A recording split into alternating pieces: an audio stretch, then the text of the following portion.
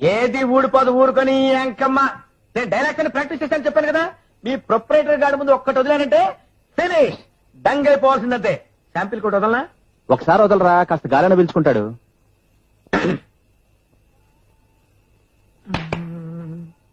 పరా బ్రహ్మ పరమేశ్వర పురుషోత్తమ సదానంద పరంజ్యోతి పరాత్పర పతిత పావన సుప్రకాశ వరదాయక సకల. వీడిలా స్టేజ్ ప్రార్థనలు పాడి మనం ఆడుతున్న నాటకం అని చెప్పి చివరికి నా కొంప ముంచేస్తాడా? నటనలో నీ ఎంత తెలియపోయినా పద్ధతుల్లో మేము పర్ఫెక్ట్.